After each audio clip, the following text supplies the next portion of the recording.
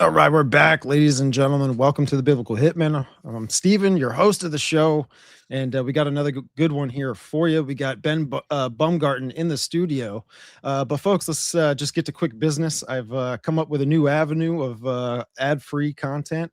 If anyone wants to support me with all that, just head on over to patreon.com/the Biblical Hitmen, and you can check the channel out there. Also support the platform on YouTube, audio platforms, Apple Podcasts, Spreaker, Spotify, social medias, wherever.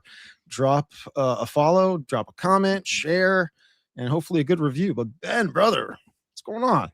Hey, how you doing, sir? Yeah, man, good to see you, man. And it's always a pleasure having you on, man. Where can the folks check out all your content and all that? Yeah, you can catch me at End of the World News on Instagram. I have a weekly podcast that I upload to iTunes and Spotify. I also have the video one on YouTube, and that's End of the Worlds with an S at the end of Worlds News, all one word. And yeah, that's where you can find me. And thanks for having me on. And I want to say what's up to the chat.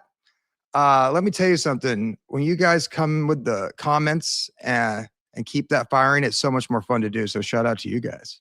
Oh, it is, dude. It makes the show. That's why I love doing lives. And if anything, oh, well, your folks, here's his YouTube channel and all that kind of stuff. So for the visual people out there, but no, yeah, it's been a lot of fun lately. And I'm kind of getting a little addicted to the lives, man. They're very easy. The editing process is slim to none. So but okay, so before we start the show, the green room talk is usually the best talk, and it's usually when like we talk about something and we never get to it in the episode. But you were mentioning General Flynn, and obviously your niche is like PsyOps and cultural discourse and all of this kind of stuff, man. So what were you getting into? Yeah, it's kind of been like conspiracy Christmas for me this past week. And as you know, when I come on here, and thanks for having me on here, I'm always talking about how the Zionist movement and the anti-Zionist movement work hand in hand, and there's intelligence fingerprints on both sides. And recently, they rolled out another PsyOp.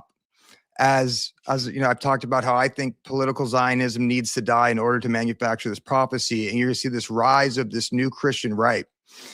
And they rolled out another PsyOp that involved Alexis Wilkins, who's Kash Patel's, Mossad honeypot.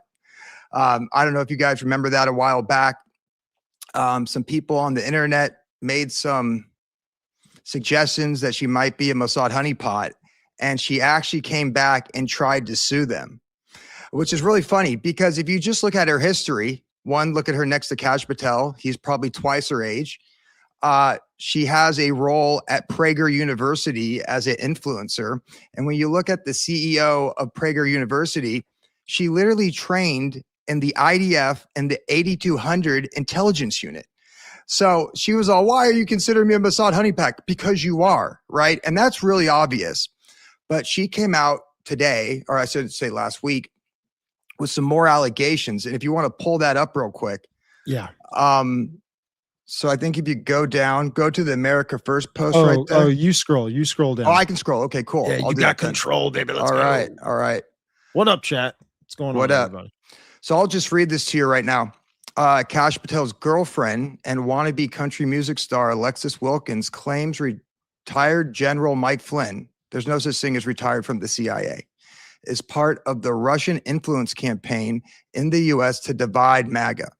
Now, what I would say is, yes, this is being used to divide MAGA, but he's not part of a Russian influence campaign. If you look at General Flynn's entire career, right, the majority of it was spent at Fort Bragg, which is home of the PsyOps school, before he became director of intelligence under Trump. So this guy clearly is a spook trained in our intelligence. So that's where the big, lie is, but partial lie. Then she goes on to say, Wilkins says the campaign has been ongoing for 22 months against Trump administration, and she knows because they ran one against me. Wilkins made the claim alleging proof stems from an influence campaign being run against her, which accused her of being a Mossad spy. I wonder why, because she is. Now, Wilkins is already suing Sam Parker, Stu Peters, Elijah Schaffer for defamation, alleging the Mossad spy allegation caused reputational damage. Well, I just want to point out right here, Elijah Schaffer, super weird dude, probably has ties to some type of American intelligence. We could pull up videos from that. Stu Wow. Peters, once again, if what they're preaching lines up with what prophecy says, I think we have to be hesitant. And at one point, this guy called for a what's called mass deportation of Jews, like a final solution, which once again lines up with manufacturing this prophecy. But down here, despite this, Wilkins has implicated Flynn, Tucker Carlson, Joe Kent, and Elijah Schaffer in this Russian honeypot. I'm not Russian honeypot, Russian disinformation campaign. But you look at Flynn, like I said, clearly tied to intelligence. Tucker Carlson, he literally tried to join the CIA, supposedly, right out of college, and then got denied before he entered with a career in propaganda for Con Inc. So clearly a Mockingbird asset. Joe Kent is a literal spook as well. That was in the Trump administration before he rose to prominence by disavowing the Iran war and leaving the administration. And what's nuts is here you have two intelligence organizations that are basically kind of fake fighting with each other and people are eating it up. Oh yeah, man. I mean, golly. You know, I met Elijah Schaffer once. It was at the Bro Grove or something. He was he did like a piece or something, a part of the whole thing. But so what was his deal? Was he involved in? What happened? I know there's some drama or something happened. Something had to have happened for his name to be in the tweet.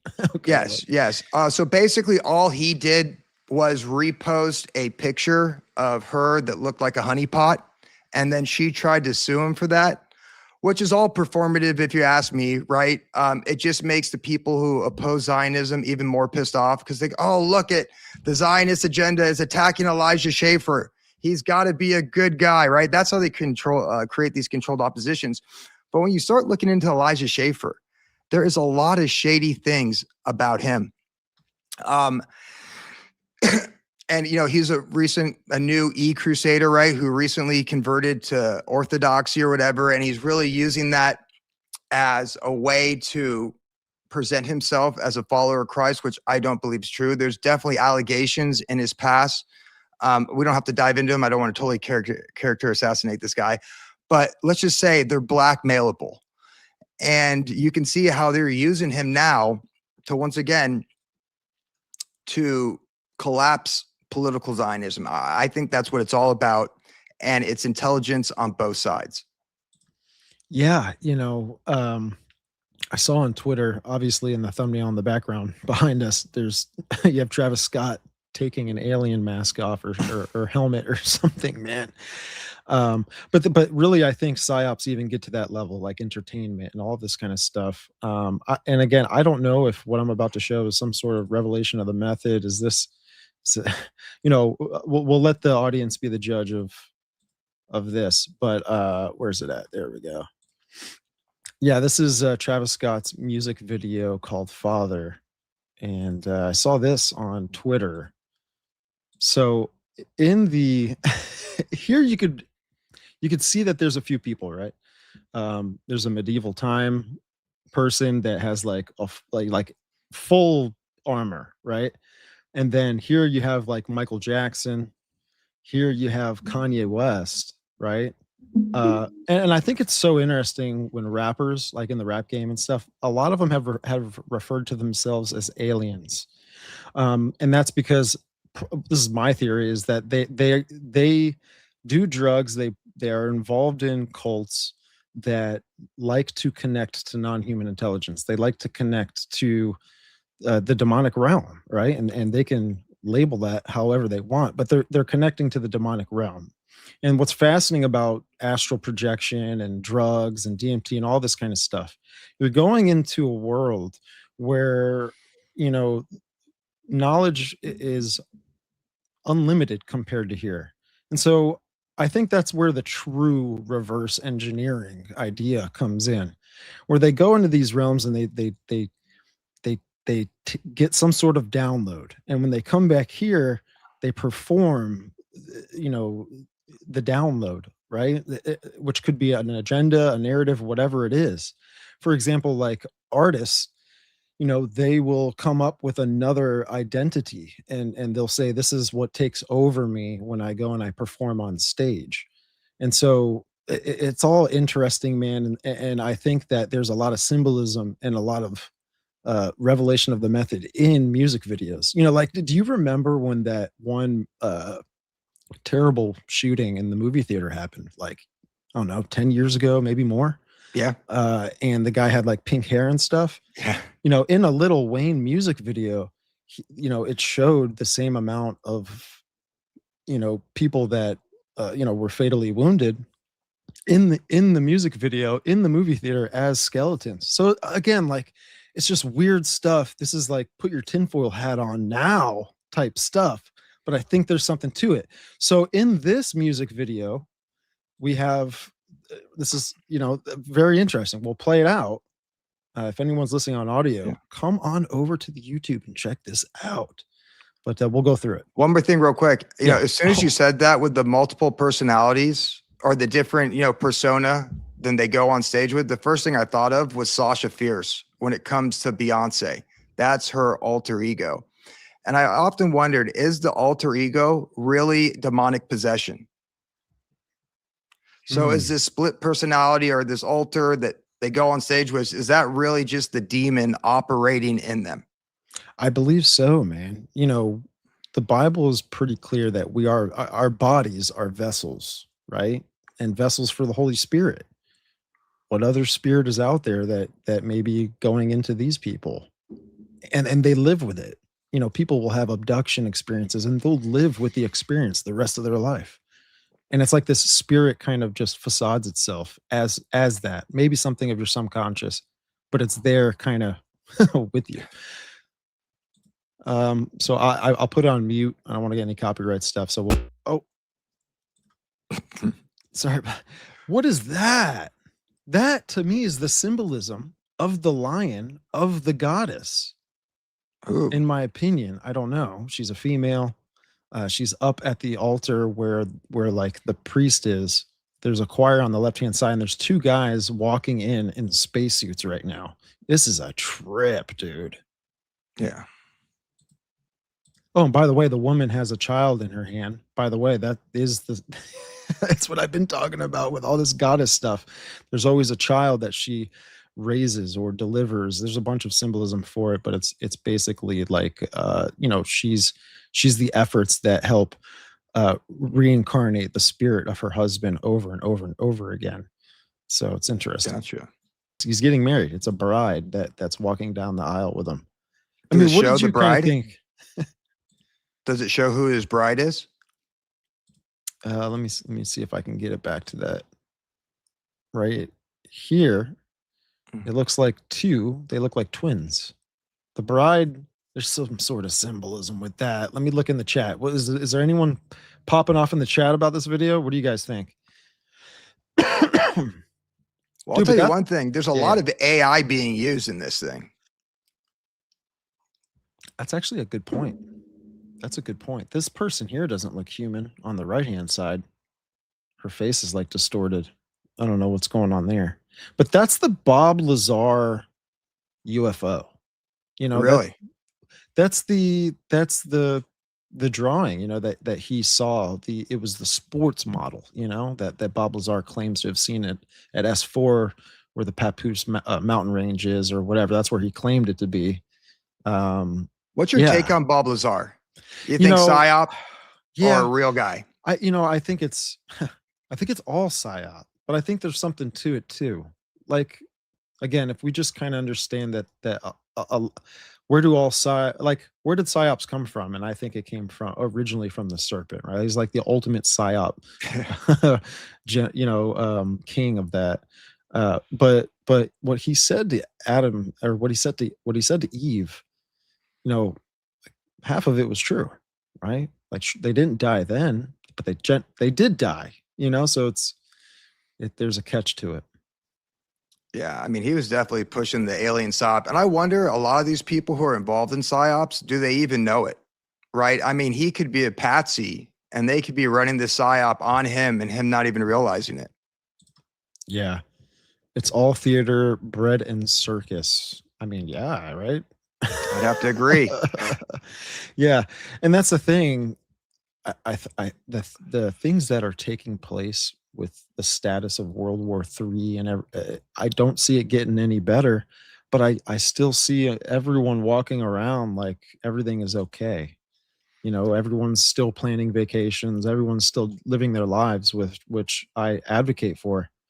But it's interesting how America is blindfolded to what's going on. Who knows what's around the corner? You know, I just had an interview with Jamie Walden. It's on Patreon, but it's just interesting. You know, I think there's an energy crisis that they ultimately want to transform. I'm sorry, there's an energy crisis they want to cause to change the energy system that we have now and move it into something else.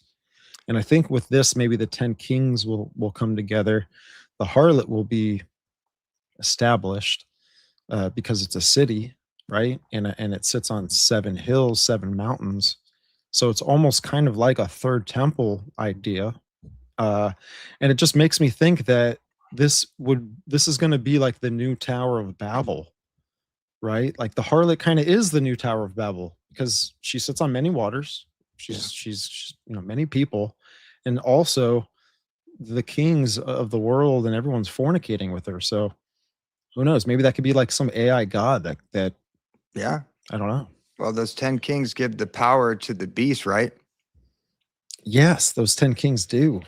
And I meant to ask you, you were talking about Kali today, the demon who currently is residing over us, according to Hindus. And then, you know, what's associated with her is how Shiva comes out and destroys the current system. And I think I asked you, I don't know if you saw it, is there some type of connection between those two and the man of lawlessness and the divine feminine? Yeah. So like the thing with the mythologies is that the divine feminine is always the one responsible for raising the spirit of the father out of the underworld, right? And that spirit gets reincarnated into the child that she just delivered, right? And so I think that's where the divine feminine comes in, because when we see the Antichrist take a fatal head wound and then lives on, when we see in Revelation 17 where there was the 7th king, but then the 8th, something happened, and then it became like son of perdition, and we just saw Apollyon getting released out of the pit, which I believe the pit to be the underworld, Yeah. the spirit of the hidden one. You know, because this is an exact counterfeit of our theology that me and you believe in. You know, Yeah. again, it goes all the way back to the garden. There was the tree of life, but then there was a counterfeit in there that was ultimately in competition with the tree of life. It's not that the tree of life was the competition. It's just it was trying to be like the tree of life, but it wasn't. And everything that the tree of knowledge of good and evil, right? That's what I'm saying. That's the counterfeit. Yeah. Everything that is a part of that tree it comes with a theology, and I think the serpent was also preaching a theology to Eve, though, trying to get Eve to establish a matriarchy. And ultimately that's blasphemy of the Holy Spirit, because that's just not the order of things that were created. So again, like, so that's where I think the harlot comes in. Maybe the harlot has something to do where it's artificial super intelligence, maybe a whole nother evolution of that, and it's able to perform miracles. It's able to like you know, raise this antichrist of some sort. Yeah. I Right. mean, like I said, I found it interesting when you posted that, because if you Google when is the end of the current Yuga cycle, and Kali is the one we're currently in, many Hindu scholars believe it's in 2025. And in a way, you know, Is it a Kali, would that be a golden age? a golden age. So that's ushering in the new Yuga cycle. So yeah. And what's interesting is you could kind of see how Kali, this female divine feminine goddess demon ruling over us, kind of brings in Shiva the destroyer to destroy her rule. Right. And then you have Brahman, another deity that comes out and rebuilds the new Yuga cycle. Yeah. This is a post I threw up on Twitter, and I was making a comparison with the rider in Revelation chapter 6 with the Antichrist figure in the Hindu religion, which would be known as the Kalki. And look at the comparison of these pictures, right? He's got a crown. He's got this glow around his head, which we see in the Catholic Church. That's around Jesus's head and Mary's head. I mean, specifically like Mary's head, right?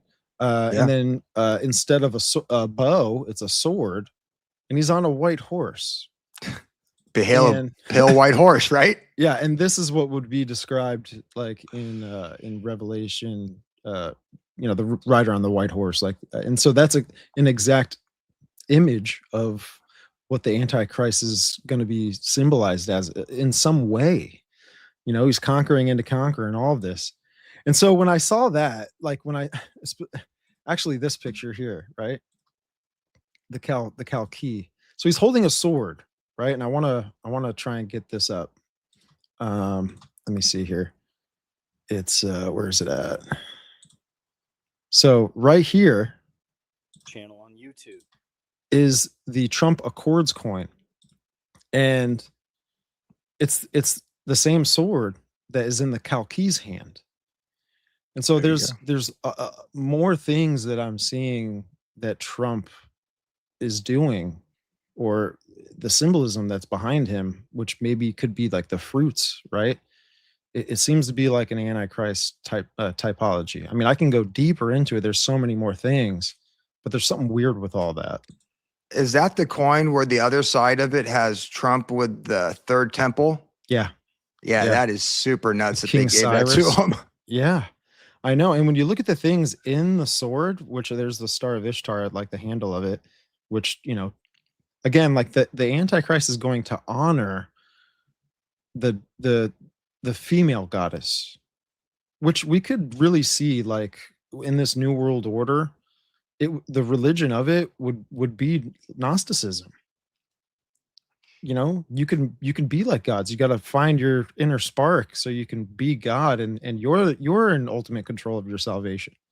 Yeah, I think it's so important to sound the alarm about Gnosticism right now, because it is the antithesis to the truth within Scripture, like the exact opposite. It says that God is the demiurge, he's Satan, he's keeping us in a prison planet. And what worries me is if you're just a layman and you're watching what's happening right now in this manufactured holy war, but at the end of the day, God is co-signed on all of this, so it's part of his divine plan.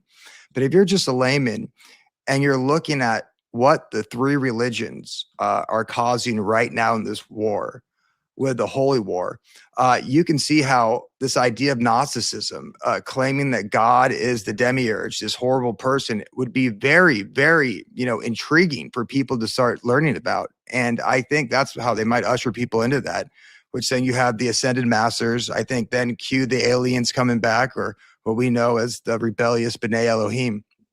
But it's definitely a stepping stone.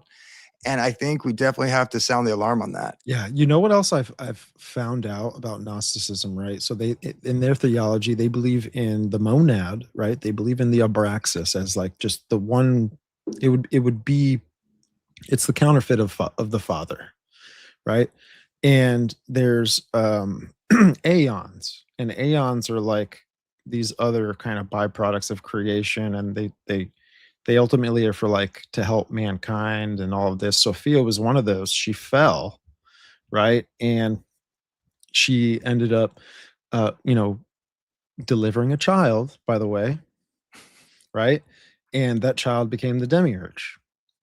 And the interesting thing is the next kind of heavenly position from that would be known as like archons. And so Gnostics believe that the archons are the evil spirits or entities, whatever, that are controlled by the demiurge to keep us in this prison, right? Yeah. And so this is the thing. when the alien agenda comes, the Gnostics don't have to claim that they're good, when we would naturally kind of feel like they would, right? Like they would naturally like say that they're good, right? Like they're pushing all this agenda. But then there's a flip side of that where even with their theology, they can still believe in these things to be bad. And if and now the alien psyop now could be used that in conjunction with the demiurge, and that these are bad things, and we need to go to war with it, right?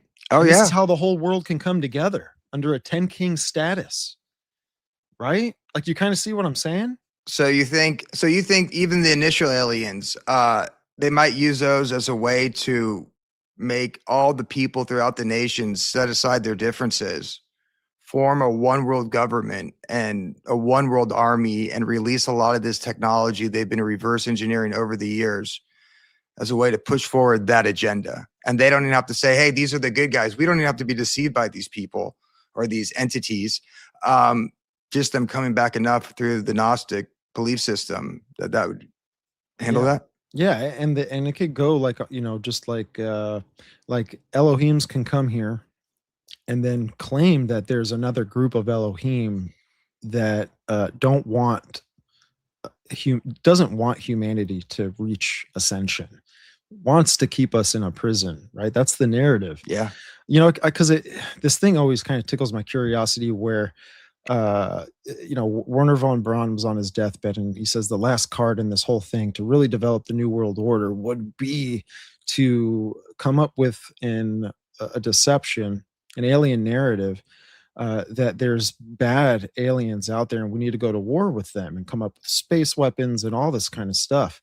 So the two can come together, and it probably will happen like that. It'll be good cop, like Yeah. bad cop, right? And this is what will ultimately convince the world to go to war in Armageddon, as the timeline keeps going on.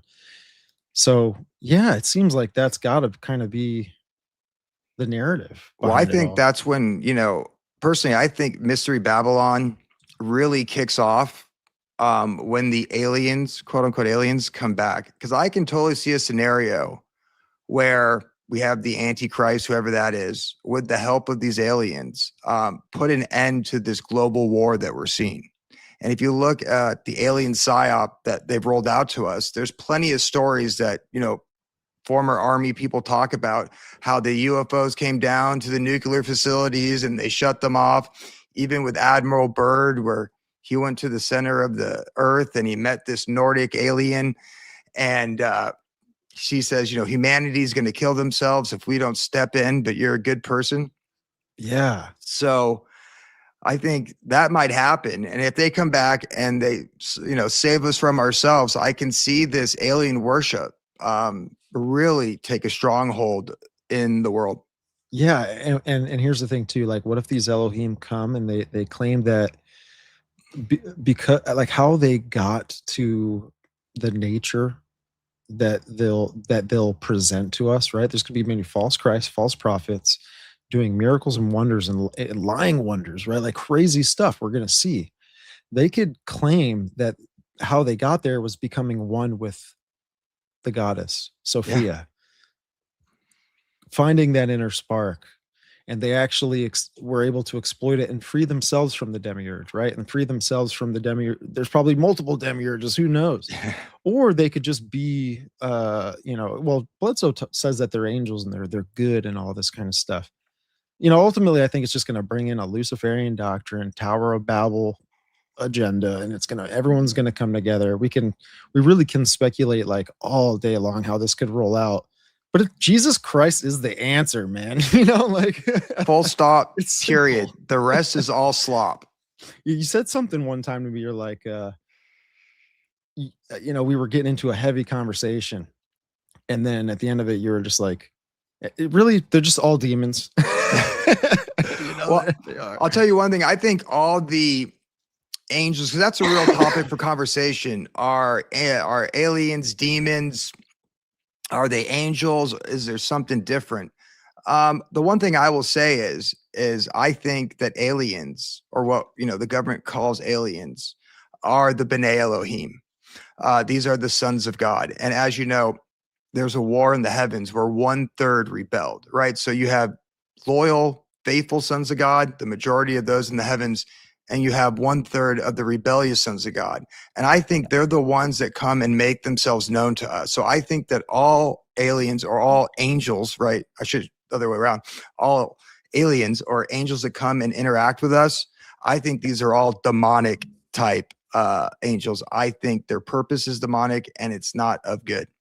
Yeah, it's like how Raven says on X. It's pretty simple. It's just aliens are demons. That's it, man. Hey, shout out to Craig with the super chat. Love you, brother. He says Lil Wayne's 2012 video, my homies still, came out right before the Aurora Theater shooting. In the video, it features skeletons in a theater. There was a lot of Illuminati symbolism in the video as well. Yeah.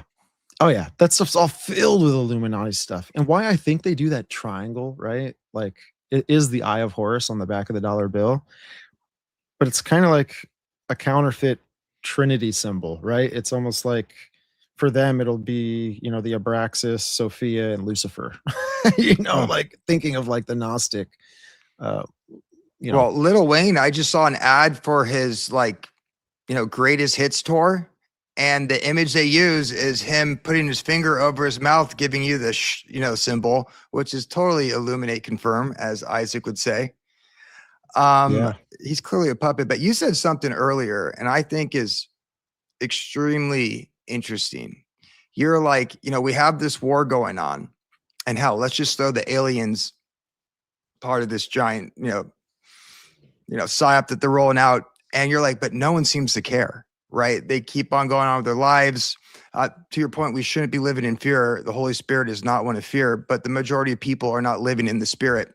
But they're going on with their lives like it's no big deal, which to me is a little scary because that means, in my opinion, expect to see something major. And I think this whole idea of sending J.D. Vance or the angel of death over to the Middle East to try to negotiate peace and kind of looks like they're kind of decoupling from what Netanyahu wants to do over there in Iran, I think is all a smokescreen. I think they did this once before because they're planning on doing something huge. I remember, and I actually made a video about this. So Operation Midnight Hammer was the operation that was part of that 12-day war. And the weeks leading up to it, there was tons of media, both in the mainstream and mainstream alternative media stories coming out that Trump was kind of decoupling himself from the Zionist agenda. And it was on both sides of the media. And I made a video. I was like, this is a smokescreen. This is not true. And then what happens literally 3 weeks after that of me trying to expose this, they go in there and they bomb Iran.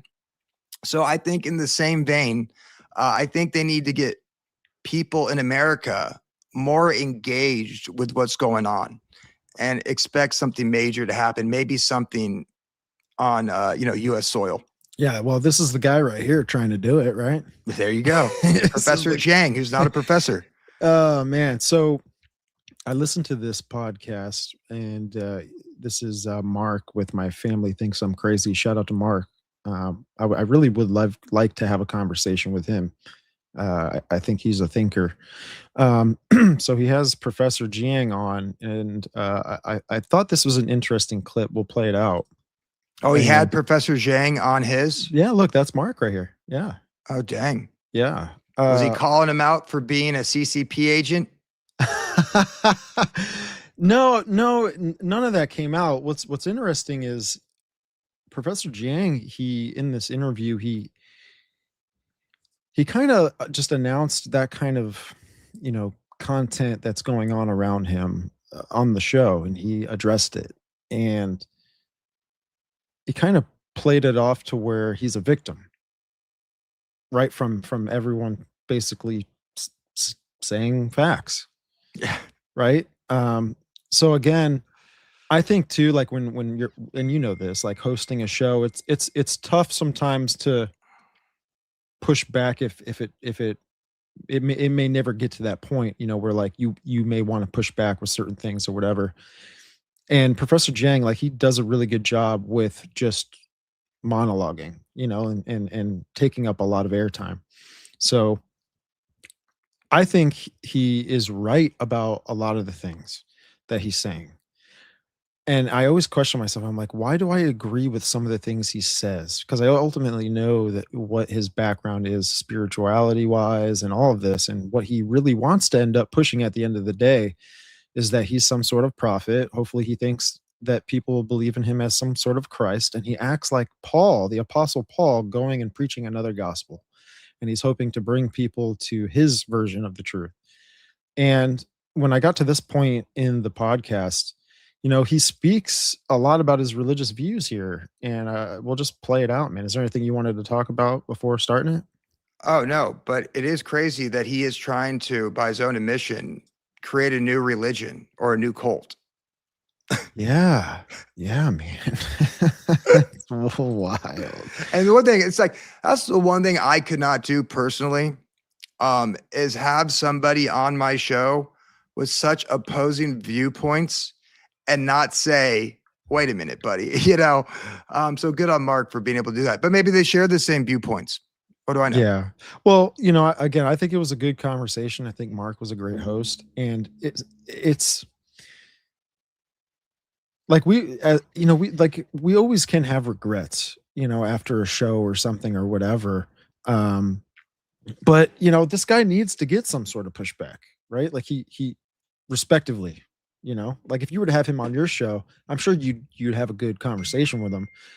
But Oh, I wouldn't. You would address things that are happening. I would play that video from Hidden America about him. That's 22 minutes, and then I'd say, please address all this stuff.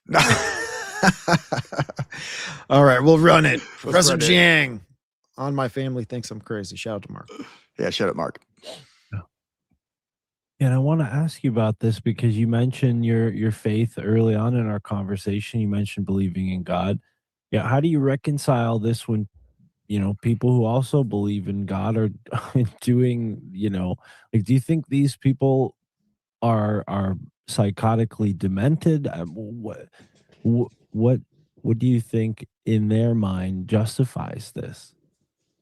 So I started to believe in God because I read the Divine Comedy. All right, so that question asked by Mark was basically that, because Professor Jiang goes on with what he talks about, that these people are trying to fabricate revelation. Like these people are trying to usher in the Messiah, right? And he's talking about this kind of stuff. So that's kind of like why Mark was talking, referring to that question in that way. Let me run it. Comedy by Dante. Before I was an atheist, I went to Yale for God's sake. I was as materialistic as you could get. I'm extremely well educated, and extremely well educated just means that you are very narrow-minded, very materialistic, very arrogant. Okay, that's what it means.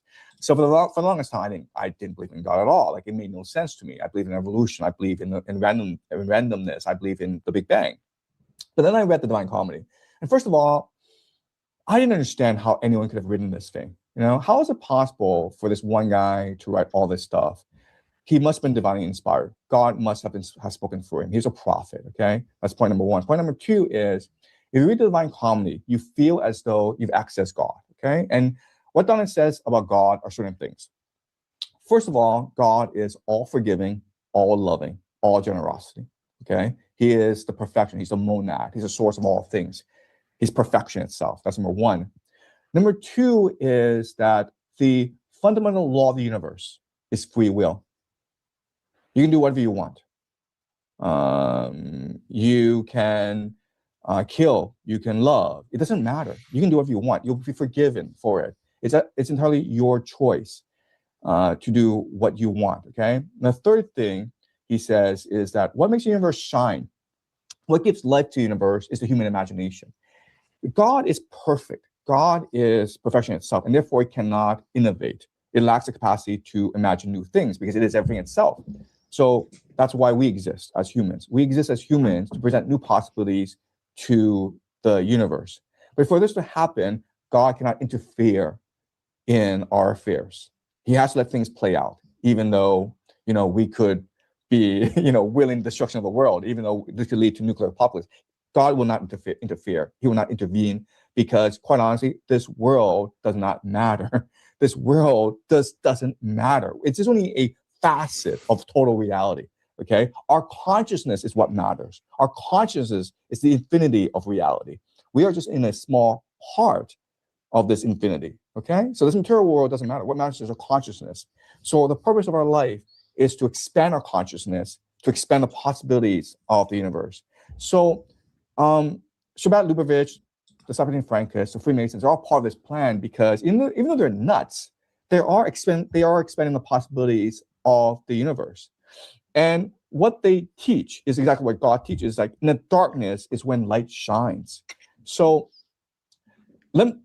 here, like in all this, Kabbalah, in all of this esoteric teaching, they teach us that a man is a universe onto himself. Like a person is a universe onto himself. A soul is a universe onto himself. And what you do with your life is reflected throughout the universe. Okay, so given that the evil has triumphed, given that evil has conquered the world, what happens if you choose to do good? What happens if one person chooses to do good? Well, you become the light that lights the world. Okay, and that is the opportunity that we have today. So yes, I understand that these people, the Sabbath Frankists, the Freemasons, they control the world. I understand that. Okay, just look at the Epstein files. Yeah, I understand they control the world. Okay, but that does not mean we can despair.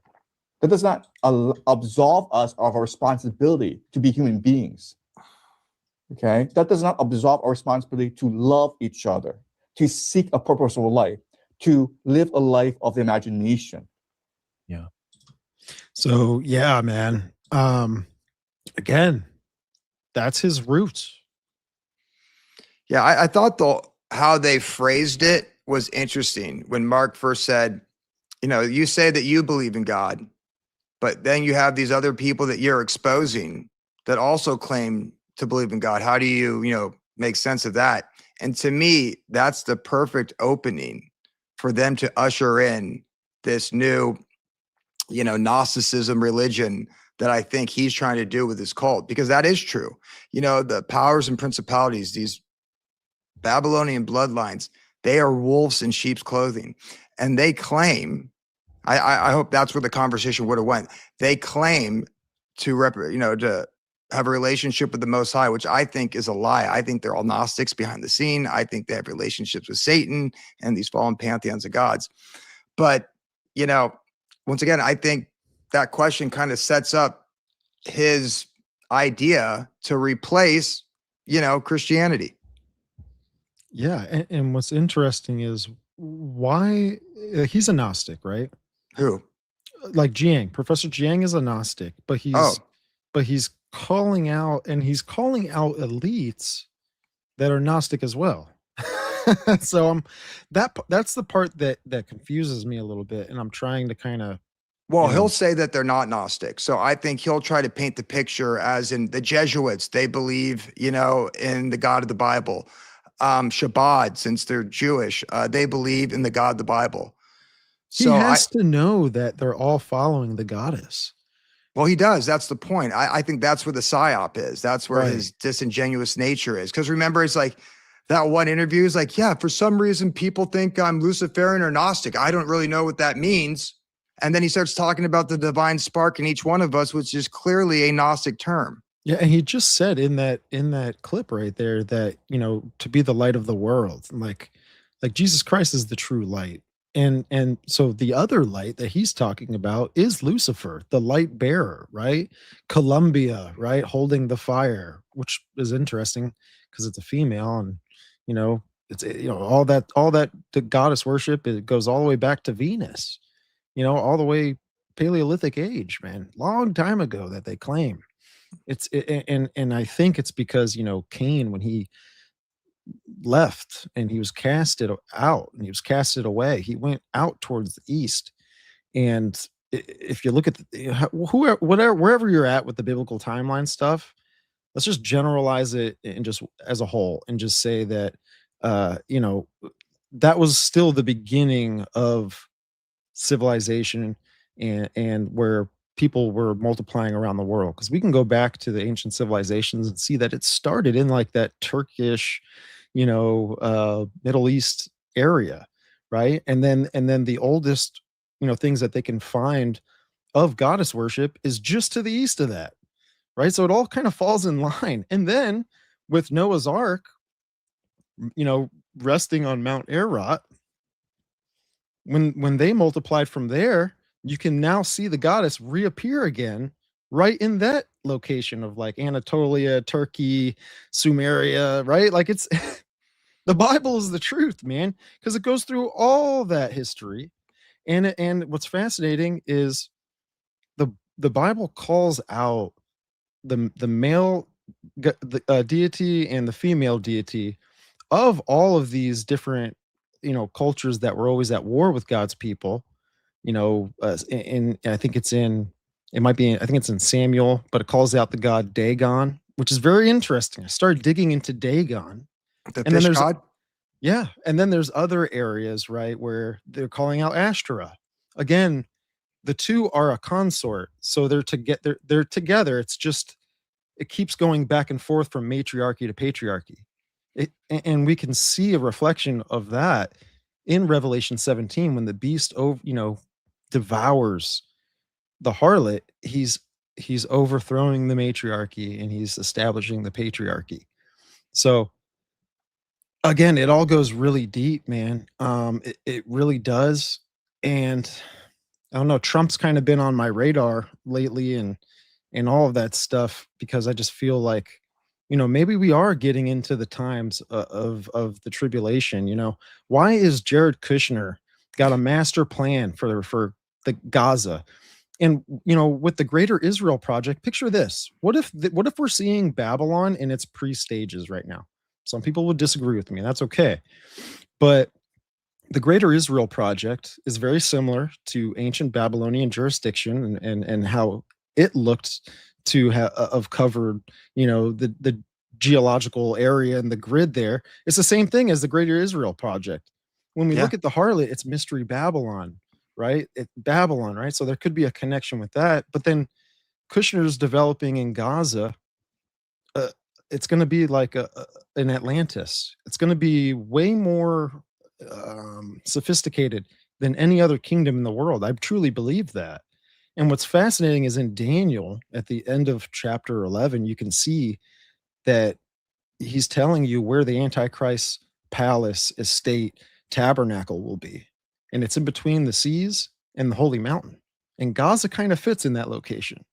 Gaza also has 7 residential areas that they have on their grid, their map, 7 hills. I don't know, dude. Sorry, I'm ranting. Oh no, what's really interesting when you come from the perspective that this is them trying to manufacture. It's interesting the interpretation that these principalities and these powers get from actual scripture as they try to recreate it. And yeah, I mean, Jerusalem definitely could be home of Babylon. I guess I don't know enough about it, but you guys talked about it. Would that book, The Two Babylons, kind of fit into that narrative? Well, the two Babylons, Alexander Hislop is saying that Rome is the harlot, is that great city, which you can make connections with Rome as well. There's a few locations you can do this with. Washington, D.C. is also that estate that's kind of set up, with the same characteristics we see that the harlot is sitting on.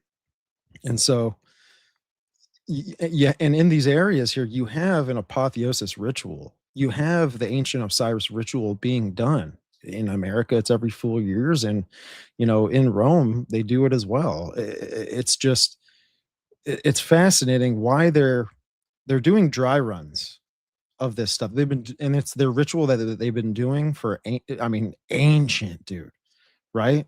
Yeah. And again, it's wild. Washington could be it too, right? America could fall. That's one thing that Professor Jiang says is going to happen, right? And that could be like the beast turning on the harlot in some sort of way. Who knows, right? We're just kind of theorizing here. Yeah, I mean, I think America is going to fall. I don't know if America falls into their playbook in ushering in, the last 7 years, and specifically the last 3.5 years. There's different stages of judgment and killing of people on earth throughout all of, scripture. at least end time scripture. And I wonder at some point if America is going to be taken off the map. I mean, I don't know how they play into it as far as, scripturally. I see what they're doing now. They're kind of aiding, the Greater Israel Project, and they're facilitating that way. But when it's time to take them out and really focus on the Middle East, which I think they're trying to do, we might, Yeah. get whacked. Yeah. I had a live schedule today with the guys from By Their Fruits podcast. We were going to get into the Antichrist, the iconographies of in the mythologies, and compared to the Bible. And the Bible, really gets into a lot of that stuff. And I have a video of Donald Trump here. Not a video, I'm sorry. Well, there's a video we'll play. I want to share this post on X that I did, because this is kind of eerie. Again, put your tinfoil hat on for this one. This is going to be fun. Yeah, and if folks are listening or watching, come check out our stuff on X. It's It's the Wild West. It's the Wild West, man. It's the Wild It's West. nuts. Shout out to the chat, Dragon Truth. We got Sales Talk in the house. We got Q and Jug. What's up, Jug? Mark, Daunt. What's going on, everybody? Craig, Still Reserved. What's going on? And whoever said about the two witnesses, I'm with you. The two witnesses are really interesting characters in end times prophecy. Oh yeah, man. Could it be Elijah? Right, coming back? Oh, it's going to be awesome when they come back. Yeah.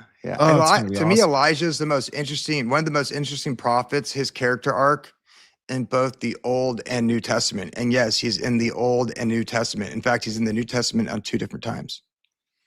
So I posted this on X. This is something, about Trump.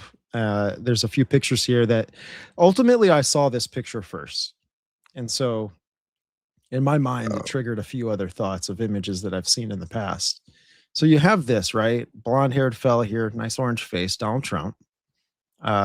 Luckily, we have no Masonic hand signals here. Thank God, like for the first time. And everyone's got their hand on him. And I believe there's a lot of people in this crowd that are involved in the New Apostolic Reformation. They're the charismatic movement. It's basically what New Age has transformed into, in my opinion. And you've got probably a family and all this stuff surrounding Trump. But it looks like they're all kind of bowing down or honoring this man in some sort of way. And then in this picture, it made me think of the Denver airport mural. And the whole world is turning in their swords, which are wrapped with the flags of their nations. There's a big gold banner, golden age maybe, that's going and is intertwined with everyone in the world, all of the nations. And there's a huge rainbow that's swirling around them, and they're all worshiping like this sword. There's the sword, brother. Yeah. There's the sword With that. right there. Oh, Riding the horse, right? Oh yeah, dude. And look who's forging the sword. Who's that? Look, it's a young white man with blonde hair. Oh, With Donald a Trump red right with there. a red tie. Right there. So did you say, because I can't really see that well, in this picture, are the nations turning their swords in, like they're going to stop fighting or something? Yeah. That sounds like the 10 Yes. kings giving their power to the beast. Yes, dude. That's what I'm saying, man. It's weird. And I think that's Donald Trump. You think so? You think so? I don't know, man. I don't know. Because let's keep Oh, on going. I mean, that could be Donald Trump, but I wonder, is Donald don't Trump the know. Antichrist? I don't think Donald Trump is the Antichrist. I know. But we know it's a leader. We know it's a Yeah. king. We know he's that little horn that rises up. And that little horn takes a fatal head wound. Now, here's the thing. Maybe the UFO alien stuff, because I know there's a lot to that we can contribute to the Antichrist. When he gets reincarnated with the spirit of Apollo, what narrative is wrapped around that culturally and for the world that ultimately is a deception? Like, what would you think would you think it's like an alien spirit that now is living, and non-human intelligence that is inside Inside somebody? is inside the Antichrist that was Um, raised, right? It's that spirit of Osiris, Spirit of Nimrod, yeah. spirit of Nimrod. Yeah, I think that's definitely a possibility. I wonder if we might see some type of alien human hybrid as the Antichrist too. Because remember, he's gonna have to deceive us, right? Like He's the image like, of the beast too, right? Like this is yeah. kind of like that, yeah. Yeah, it says even the elect will be deceived. So I think that if some guy comes out and just says, he's Jesus or whatever, I don't know if people are going to believe him, but you have this hybrid supernatural being What about the showing false signs and prophet? wonders. False prophet. What There you if go. what if the imitation of Christ is the false prophet and he's like helping the Mahdi? That he's The like Mahdi, pointing to yeah. the Mahdi, dude, which that kind of falls in with the Islamic eschatology Yeah. of where Jesus is supposed to play a part in that, which ultimately can fall into the Raelian side of things, where they believe that when the Elohim come back, they're bringing the 40 prophets, and Jesus is one of the prophets that they claim. That is a human hybrid. Yep. Ascended And- Masters, right? Coming back. Oh, What's geez. it? Saint Germain coming back or whatever. But what I find really interesting? It says even the elect will be deceived. There's a And close-up picture if you wanted to see it. oh, Sorry. that's a young Donald Trump right there. So you said the elect will be deceived. That's what it says. Even the elect will be deceived. Yeah. And if you have eyes to see and ears to hear, and you're a bit of a conspiracy theorist, it definitely looks like they're trying to prop Trump to be an antichrist figure, right? And we've been talking about in the conspiracy community, he's on that coin. He has that, headshot supposedly where he went down, they brought him back up. Like it's trying to look like he is the antichrist. And I wonder if that's the psyop. I wonder if those with eyes to see and ears to hear go, okay, he's the antichrist. So if he does anything, don't trust him. But the person that comes after that, that's who we can trust. And maybe that's where the psyop is that if we think that Trump is the antichrist, we're going to think the person that comes next is not. And that's actually Jesus. But I think in reality, that will be the actual antichrist, because I think Trump is too polarizing to put an end to a global war where everybody will follow him. I think Yeah, at best, he might be fascinating. one of the 10 kings that gives his power to the antichrist. Oh, dude, could be, man. These Yeah. are the conversations, man, that we gotta have, to see, because I think ultimately as Christians, like we need to be watchmen and try and just discern what the world's doing, discern what Satan is doing with the kingdoms of the world, and how do we see this and fit this in with Revelation. This is another thing I wanted to bring up. This kind of falls in line with kind of what we're talking about, man. Shout out to the chat. What's up? Shout out. This is he's got a sword in his hand, dog. Are you serious? There you go. He's got a sword. Oh man. Hey, real quick, shout out to the men and women that serve for our military, and also the EMS, first responders, law enforcement, all that kind of stuff. They're in the they're in here. Oh, there's JD. Old JD. JD Vance, he was on a podcast not too long ago claiming that aliens are demons, and he believes they're demonic. And now let's talk about that just briefly before we play this. And while Donald Trump has a sword, the one we've been showing this episode, in his hand, he was saying, yes, like he believes aliens are demonic. He doesn't believe in extraterrestrials and all this stuff. And why he's doing that, I feel, is because that's going to play into this Gnostic agenda, where there's going to be good aliens and bad aliens, right? And the bad aliens could be like this demiurge archons and that whole kind of stuff. So I definitely think he's given, at least Jay, because I covered that on my podcast this weekend about JD Vance talking about that. And he's definitely thrown some red meat to the people who think that we are living in the end of times, at least to his Christian base. And I wonder if that's kind of to protect his own image, because if they want him to replace Donald Trump, the Palantir World Order, he's taken a lot of hits right now, at least with this new Christian right that's kind of rising. And I wonder if he's just throwing some red meat, and at some point he's going to separate himself from the Zionist agenda as well. Wild, dude. Here, I'll run this clip. All right. Look at him dancing. Wait, can we stop real quick? Yeah. I just want to point out that Donald Trump is dancing with a sword to the YMCA. It's kind of funny.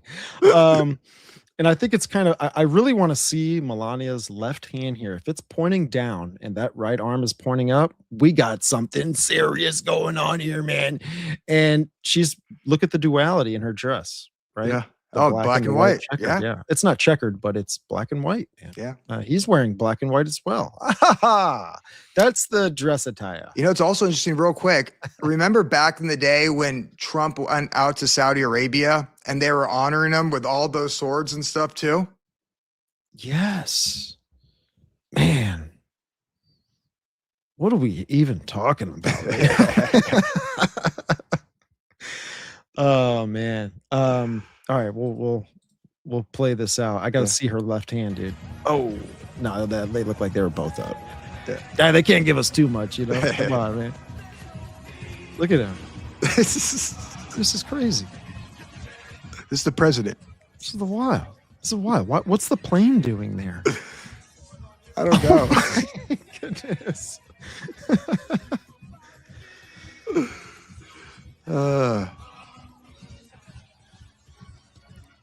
As above, so below. As above, so below. As above, so below. Yeah. Oh man. So yeah, dude, that's just kind of interesting. I got another thing here too. This is Trump. Oh, hey there, what's up? William Ramsey Investigates. He's got an awesome show. I'm going on his show to get into the goddess stuff, man. Is he a Christian? Yeah. Awesome. I like him a lot. He's got a lot of good research. Oh yeah, he's awesome, dude. So okay, I'm gonna play another clip here. Shout out to Red Panda Koala on X. Go check out his stuff, subscribe, whatever. He's awesome content creator. He says President Trump revealed the military is building a giant bunker under the White House, specifically mentioned to defend from drones. Now the military is building a big complex under the ballroom that's under construction, and we're doing very well. This was said by Trump. The ballroom essentially becomes a shed for what's being built under by the military, including from drones. And this is the thing, there's a lot of drone stuff going on, dude, right? Because I think that's even connected with Iran. Back when the New Jersey stuff came out, there was a mothership that Iran had that was dropping off drones, right? Do you remember this? Oh yeah. I mean, like I said, I made a post the other day because they've been laying on the alien psyop for a long time, but really heavy recently. And at some point, you either got to crap or get off the pot, right?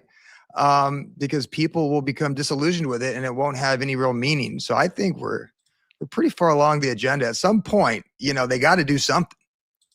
Yeah. I don't know. Was I showing the post that I even had? I was probably in a different screen. Still trying to get used to the production, everybody. Give me a break here. All right. So this is the post here. Red Panda Koala, all that kind of stuff. Okay. We'll run it.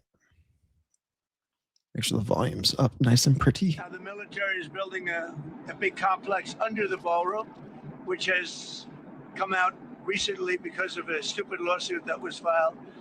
But the military is building a massive complex under the ballroom, and that's under construction, and we're doing very well. So we're ahead of schedule. That's part of it. The ballroom essentially becomes a shed for what's being built under the military, including from drones and including from any other thing. The glass on the windows, you see the big windows, the glass is extremely thick. It's high-grade bulletproof glass, so all of the windows are bulletproof.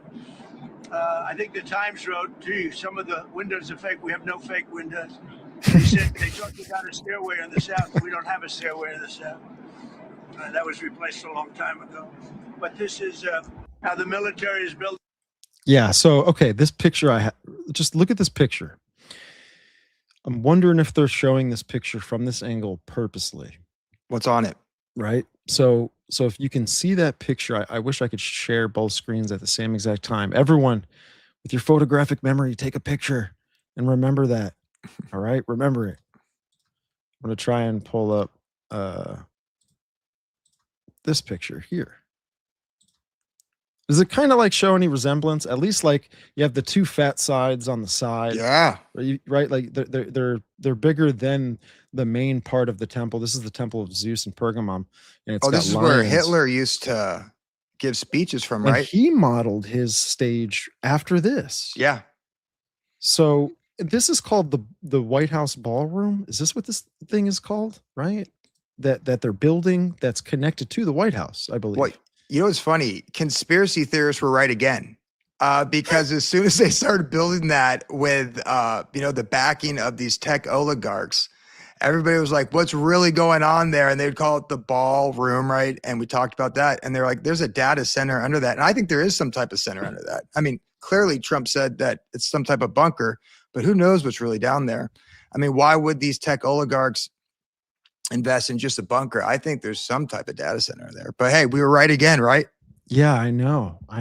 It's a trip, dude. It's a trip, man. Again, I'm very interested too why they're building bunkers from drones. What is a drone going to do? I mean, to the airspace in Washington D.C. Aren't they going to be able to isn't that shouldn't that be the most supervised airspace in the country is in that area? Well, I mean, unless they know what's coming. I mean, all these, elite billionaires are buying bunkers all over the place, especially these tech guys. You have Mark Zuckerberg in Hawaii. I just read that Alex Karp just bought a Miami mansion in this one neighborhood that has other bunkers in there. So I think all these elites that hold all these power, they know something's coming. And like I said, I think what we're watching is a transition or a controlled demolition of the global system to usher in this new one. And I think these tech oligarchs and these billionaires and the president know that it's coming, and you got to destroy it all. So I think they're going to protect themselves during that. Yeah. Now, this kind of follows in a timeline of things where Chris Bledsoe, 2026, 2027, right, with these predictions. You've also got the CIA, these CIA informants that are going on podcasts that are retired, right? How do you ever retire from the CIA, in my opinion? I don't know. I don't think you can. And when they're going on these shows, even a guy, John Ramirez, he claims that in 2027, we're going to have disclosure. Where does the bunkers come into play with this? If we're going to have disclosure and all this kind of stuff, I think it falls in line with what we were talking about earlier in the show, where there's going to be good and bad aliens that are a part of this, narrative. And they ultimately want to escape God's wrath, right? Like when we see in Revelation, when Christ, comes back, that the elites, the mighty men, the kings of the earth, the merchants, right? Basically all of the elite, they hide themselves from the great and terrible day of the Lord. And they tell the mountains to cover them, right? Hide us from his coming. This is what I think this is for. I think that these elites, they have an idea of what's happening. They're trying to accelerate their illusion of a millennial reign, their illusion of their God coming back, because they want protection from God's wrath. This is where the divine feminine kind of has a characteristic to play in all of this, because she's known as the protector. She's known as the God of forces to protect, whatever kingdom she's worshipped in. You know what I initially thought of when you said, are they protecting themselves from God's wrath? They might be. Because, if you read Revelations, we've talked about this before, when for 5 months, they're released from the abyss and they're led by Abaddon the Destroyer, and they just torment humanity. I don't think they can kill them, but I think they can torment them. And I wonder if they're going to protect themselves from that, because who knows what that looks like. What if that's right? What if that's one thing that gets people seduced into taking the mark? It's like, hey, you could escape this world because judgment's coming. Come escape this false Shambhala of a false Eden. because that's one thing too that the Antichrist is represented as in these mythologies is a god of ecstasy, liberation, all of this. Everything that's the opposite of God and his Eden, he's coming to make his own. And it's going to be like the movie Gamer, right? Where Yeah. where there's this world you can operate avatars, which are like synthetic bodies, and it's a immoral landscape. It's an immoral culture. You could do whatever you want, liberate whatever you want, whatever. If you die, it's okay. You can still live. You just go through that Osiris ritual one more time, get plugged into this. You'll keep regenerating. And that's one thing too that the goddess is affiliated with is regeneration, rebirth, and all of this. So you kind of see like how I'm making Yeah. these connections. They may be a Well, little, I mean, but like think about this. I don't know this. We can tie this into this, but I always thought that it was weird. You know, when Trump released that AI video a long time ago about Trump Gaza #1 and what the Middle East could look like if they go in there and smash Gaza, it was interesting in this video. They had trannies there dancing. wow. Oh, it showed all the world leaders having a good time, drinking, cocktails by the pool. It was hanging out with Elon Musk. But in the middle of this stuff, if you look closely, there's a bunch of dudes with beards and dresses dancing. Wow. Yeah.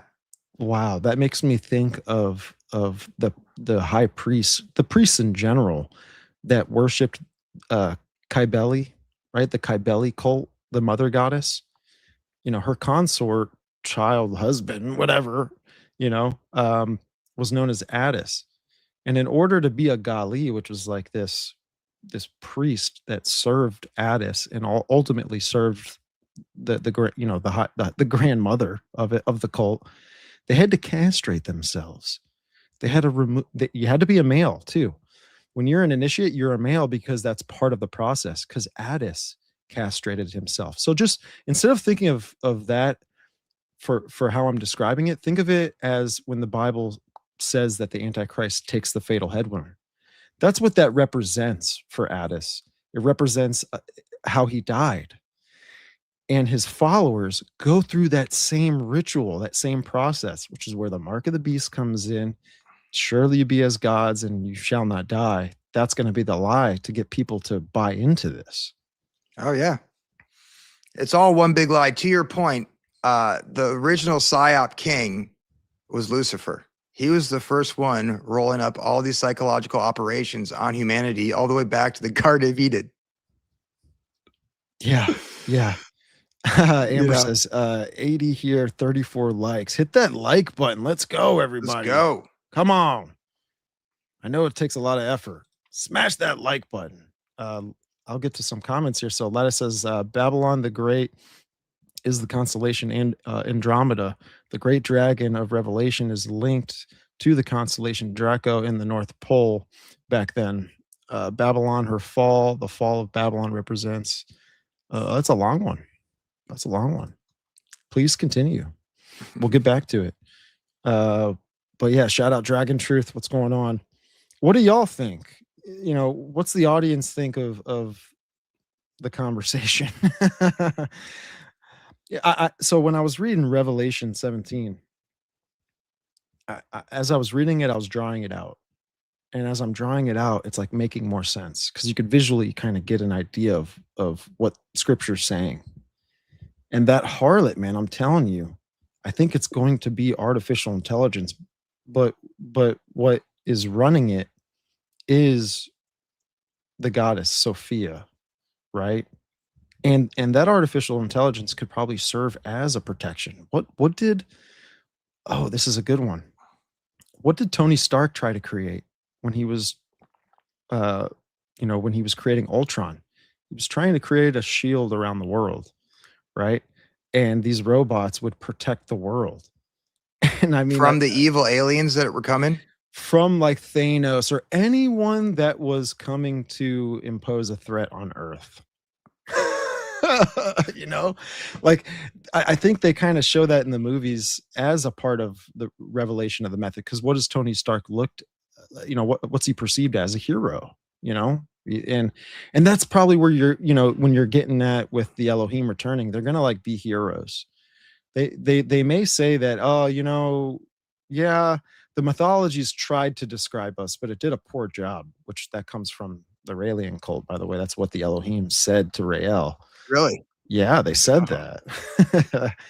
uh, but they're going to come back as God figures, and who knows? Maybe that's what the Bible's saying when false Christs and prophets will rise.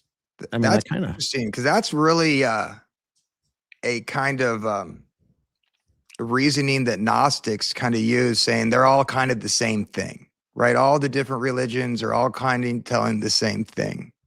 And you have the ascended masters from all these different religions that are all working together. And yeah, they're telling the same story, but there's a key component that's different. Where I would say the ancient Israelites and the early Christians would say, these beings that came down here were rebellious angels, and we should not worship them. We should worship the Most High God. Where all these other cultures said, no, we should worship them like they're gods. And I think that that's what Gnosticism ultimately is going to usher in. Yeah, dude. I know, it's kind of scary, man.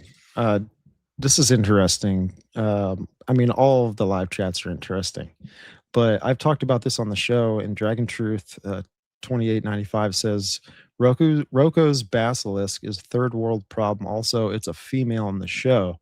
The more we play the game, the more it learns. And what Roku basilisk is like this artificial intelligence concept, and it's a dragon. Like, what you could see, just word search dragon in Revelation, you'll find it. You'll find it that it's in coordination with the false prophet and the beast system. When you see the world, the kings of the earth coming together for the battle of Armageddon, 3 spirits come out of those 3 figures that I just said, and they're frog-like spirits. And I make a connection with the gods of Egypt, and one of these frog gods, the main one is Heket, and it's a female. Yeah. So or again, even Kek, right? With the whole QAnon thing. Kek was a frog god from Egypt, one of the 9. Yeah. I want to pull up a picture of yeah, dude. Wait, what did you say? One of the 9? So I think there was among the gods that Kek was associated with in Egypt, I believe he is one of the 9 gods. Bro. And he was a frog god. Oh my gosh, you just made a crazy connection, dude. The 9 goes back to Adriha Puharich, the guy who basically found ESP, which is extrasensory perception, something that Epstein was digging into and trying to research. But what he would do is, it was taking drugs and psychedelics and all of this, basically doing alchemy to your consciousness of some way, to where you do connect with entities. And he met up with a shaman that brought in front of them, through probably the Tulpa effect, because shamans, Eastern mysticism, it's all the same thing. The 9 were being channeled through this shaman, and he refers to the 9 as the Elohim, the Watchers, the Elohim from the Raelian cult, all this, that they're watching over humanity for the right time to come back. Yeah. And one of the gods claims to be Ra. One of the gods claims to be Ra. It's like there's so many connections there, right? It's like, so here's this guy channeling these gods or whatever, and he says that the 9 are going to come back. And then you come to present day, and this whole QAnon psyop, he's a frog god, and he's one of 9. Wow, dude. I mean, there's something there. There really is. This is, I want to just show a picture of Puharich, because that's an interesting topic to just kind of dig into. I've had Dave Smith on the show, and he's gotten into it. He studies that, but he's the 3rd picture up on the top left, and he was involved in migrating the consciousness to a certain point, which would connect to non-human intelligence. And we can see this all over the Epstein files with characters like Gino Yu and other people that are scientists with consciousness. And Gino Yu is this guy who has this 5-stage process to get to enlightenment, pretty much some sort of Kundalini awakening. And he was affiliated with another gentleman who I forget his name, but he studies phenomenal consciousness. And I'll look up what that definition is, but it basically is like giving emotions and like putting like the characteristics of a soul inside of robotics. So like taking it sentient. Yep. Oh gosh. And I think that's why they're really trying to receive a lot of data from us. I think that's why data is the new oil. I think that's why everything we do on our phones, it's really tracking and absorbing a lot of data from us. And we're humans, and they're trying to create something that's human-like. I have a question because there's all these talks and, you know, with these tech oligarchs and what they view the future as, there's a lot of propaganda in these movies and what they want the future to be. Do you think that they actually have the capability of making AI sentient? I do, because when you see the false prophet gives life unto the beast. The image of the beast, I'm sorry. Like the false prophet gives life unto the image of the beast. And I think that could be what artificial intelligence is. I know I said in the show that the harlot would be like this hub, this queen bee of the artificial intelligence, which it would, but it wouldn't have like a body form. It wouldn't need to. It functions through all of the robots, right? Yeah. But I think when the image of the beast comes into play, I think this would be the actual this kind of model of some sort of human hybrid robot, whatever, cyborg, and they give it life. And I say that because there's something interesting with Marvin Minsky, the guy who created artificial intelligence, and the Jewish folklore that's wrapped in his lineage and his bloodline, where you know one of his ancestors was known to create the golem, you know, and he gave life unto the golem. Yeah. So there's some connections with that. And even with Minority Report, their whole system, that's a pre-crime system, what's it hooked up to? Some type of supernatural living female. In fact, 3 of them. So maybe that's some type of hybrid. To your point, maybe they're going to usher that in somehow. What do you mean by 3 of them? So if you watch the movie, they have this whole program about pre-crime, and they can watch things before they actually happen and stop it in advance. And the entire program is somehow connected through these headsets on 3 females that are currently always just like lying in what looks like to be one of those water deprivation beds or whatever. And it's this idea that it's a sentient being that's running this. And then when you understand that AI is definitely connected to pre-crime technology, I always thought, are they telling us that this is really this female that this pre-crime is connected to in the movie is actually a sentient AI? And maybe that's what happens. Dude, I know that paganism in the pre-Islamic days, in the Arabic days, there was kind of it was a paganistic religion, and the godhead, the main deity of their paganism had 3 daughters. And I'm trying to find those names. If anyone's in the chat, throw them in there. I'm gonna look up their names. I know one of them is Al-Mat, so let me look that up. Al-Mat, and then I'll see if I can get some research on that. And you're right, Mark. They were called precogs, and they seem to be some type of female with supernatural gifts, maybe some type of hybrid they're creating. I don't know, but it's really interesting stuff. It is, dude. And again, it's like you talk about all the time. This goes all the way back, man, to the fallen. This goes all the way back to them wanting to take authority over the earth. Yeah. Right? Kind of just feels like that. The vibe definitely feels like that. Yeah. And I just think it's hilarious how Satan is manipulating both sides of his platform, meaning he's kind of got the Gnostics turning on the elites, but they're the same thing. It's good and evil right there on their platform, and they're kind of fighting each other, and they'll ultimately come together at some point, right? You know, something's going to happen with that. I would love that question to be asked. Would be like, so Professor Zhang, you are a Gnostic. Do you think it's funny that the world's elites who you are blowing the cover on are Gnostic too? Golly, man.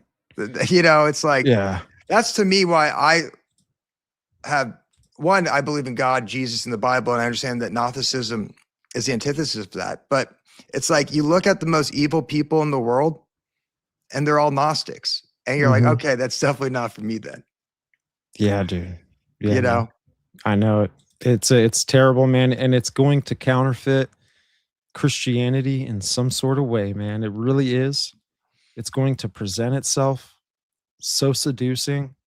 It's going to be a lying wonder, and I just pray that people can come to an understanding of what's going on and seek Jesus Christ and seek the truth. Build your Yeah. relationship with him. and I also think it's our responsibility during this time, why they try to soil, God's good name with this holy war, that we tell everybody that the people who are claiming to represent God, the people who are claiming to represent the truth of the scriptures, these institutions in these countries are sheep's and wolf's clothing. They are not true believers. They are actually Gnostics, because they're going to use this war to collapse the Abrahamic faith, in my opinion. And which would ultimately, although I don't think that should collapse our faith in God, ultimately it's going to collapse a lot of people's faith in God. And I think, once again, that's what the overall agenda is. Yeah, and I feel for people that are church hurt and they've been through a lot, and but you have to understand that's Satan's plan, is to get you to get into your emotions, to get into your mind, to get into your sinful fleshful desires, and to turn away from God. He wants you to blame God for everything that he is responsible for, that Lucifer is responsible for.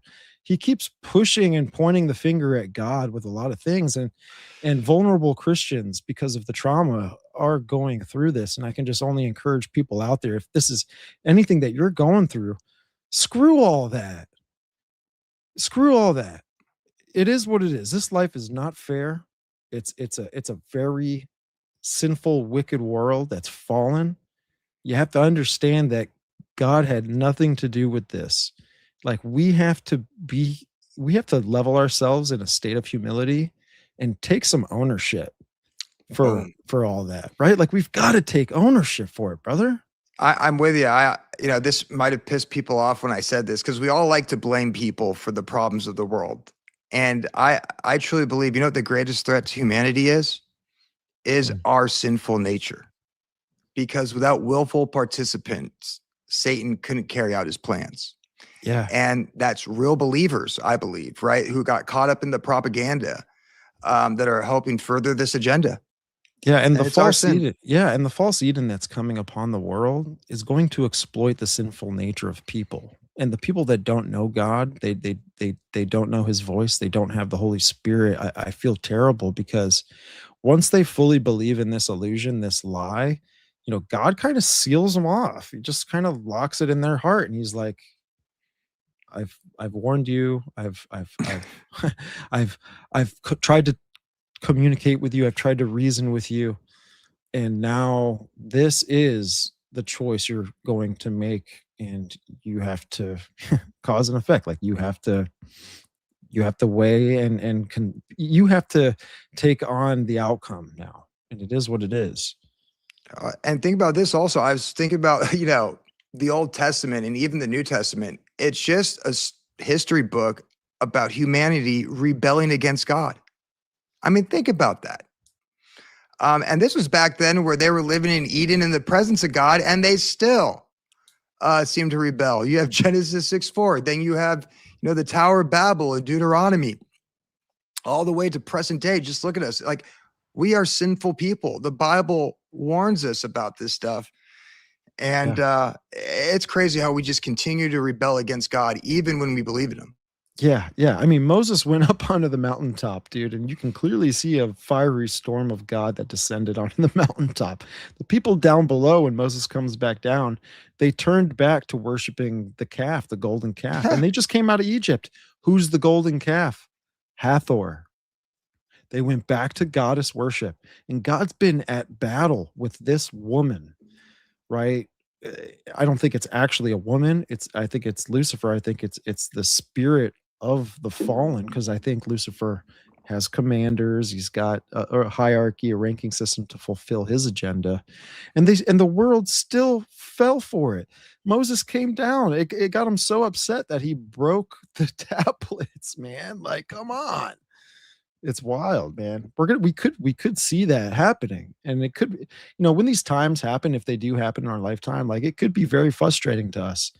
Jesus even says that like families are going to get torn apart by this, father against son, right? I mean, the family, there's going to be a division, there's going to be a choice of what road people want to decide to go down. Yeah. And isn't it Thessalonians that talks about the falling away of the church during this time? Yeah, let's see. Chat, if you know the verse, throw it up. I think that's that. And what I truly think the real falling away of the church is going to be. Now, granted, we're going to have bad shepherds that lead us astray to this, mystery type Babylon religion. But I think the real falling away of the church, from what I can see right now, if we're leading up to this, is it talks about how we have hatred in our hearts and that we hate our brothers and sisters. Like Right. I see, and when you understand that God is love. God is that agape love, right? And when you don't see that, especially within the body right now, and we're arguing with everybody, we're hating this group and, Satan's, tactics to divide us amongst denominations, stuff like that. But I really see our hearts getting cold during this time.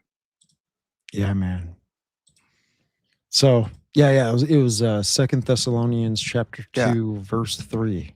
Because it talks about a lot about not having love in that verse. So I was like, is that the real, falling Right. away is just our hearts grow cold, Right. combined with the mystery Babylon, right? Yeah. And it says here too in verse 7, for the mystery of iniquity doth already work. And that's what a lot of this is that we're up against. Someone said in the chat that we don't wrestle against flesh and blood, principalities, powers, spiritual wickedness in high places. Love that verse. Yeah. We're dealing with spirits here that have been in control of the kingdoms. They've established the kingdoms. And when Jesus is getting tempted, Satan's tempting him with all the kingdoms. He's showing you how vast his power is over the earth. And you said something important. I actually thought about this the other day, because we're always trying to figure out, who is the head of the snake or the tip of the iceberg. And if we just cut off the head of the snake, then all this will cease to exist.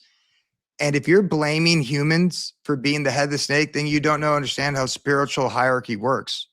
Above all these worldly governors or these Babylonian bloodlines are these fallen gods. I think that God established to rule over us in Deuteronomy 32. So there's no cutting off the head of the snake. But, Satan's earthly agenda wants you to believe that's possible. But no, they're just pulling the strings from the spiritual what's realm. crazy too is like God puts it on the beast in the 10 kings to turn against the harlot, and he like makes him eat himself in some sort of way, like, hey, Lucifer's got to be like, no, I just established all this stuff. No. And then he gets overthrown in some sort of way. And it gets pretty crazy from there. Right. So man, this was a pretty awesome conversation. Shout out to everybody in the chat. Much love. Shout out to the super chats. I figure we can bring it in for a landing, man. I appreciate you being last minute again. I'm sorry about that. Hey. You're awesome for that, man. You're on point.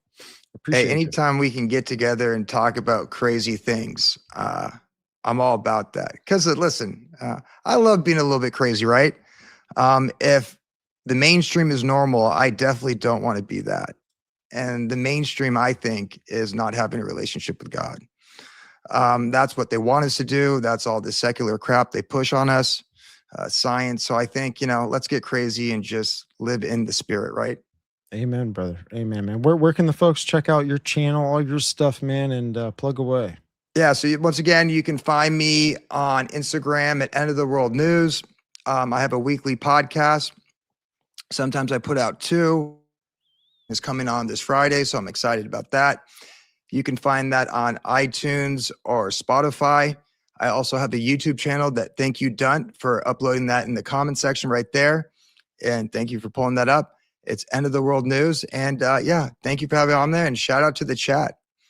Yeah, always, man. Shout out to the chat. Love having a live audience. It's a lot of fun. Shout out to Dunt, putting in the work, getting the information out there for people to go check out.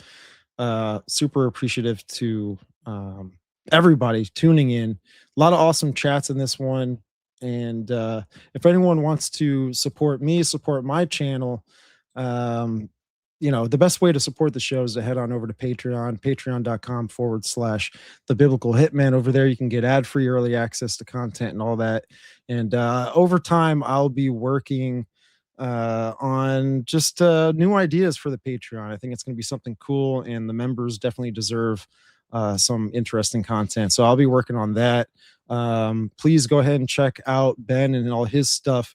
Again, he's a reoccurring guest on the show, and he's a friend, and I love putting in some work with him. But folks, you can check out the shows on YouTube. Make sure while you're over there, hit that subscribe button, like the show, share, comment on all the things. Do the same thing on audio platforms, Apple Podcasts, Spreaker, Spotify, wherever you do and put all the content, or you consume all the content. It's where the show is, social media is, all of that. But again, thank you to Ben, and check out all his stuff, folks. We'll see you next time. God bless. Have a good night.